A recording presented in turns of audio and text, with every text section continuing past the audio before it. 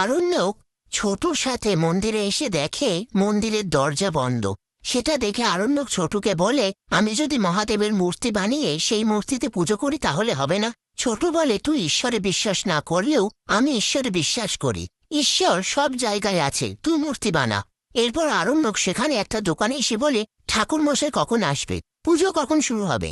সেই দোকানদার বলে, ঠাকুর মশাই কাল সারা রাত পুজো করেছে, আজকে 10টার আগে উনি মন্দির খুলবেন না বলে গিয়েছেন। তারপর ছোট আরণ্যকের জন্য ধুতি আর পুজোর সামগ্রী কেনে। ওদিকে ডক্টর বাড়ির সবাইকে বলে, রোশনের অবস্থা খুবই খারাপ, আমার মনে হয় ঠান্ডায় কোনো নেশার জিনিস মেশানো ছিল, তাই সেটা খেয়ে ওভারডোজ হয়ে গেছে। পাশ থেকে সুরঙ্গমা বলে, আমরা সবাই ঠান্ডায় খেয়েছি, আমাদের কারোর কিছু হলো না, ওর হয়ে গেল। ডক্টর বলে, এর জন্য কিন্তু কালকে পুলিশ এসেছিল, আজকেও আসতে পারে।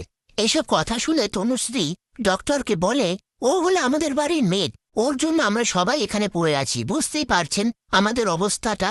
ডক্টর বলে, আমার জানানোর কথা তাই আমি জানিয়ে দিলাম, পুলিশ আসলে আপনারা ঠিক একই কথা বলবেন, তাহলে আর কোনো সমস্যা হবে না। এই বলে সেখান থেকে চলে যায়।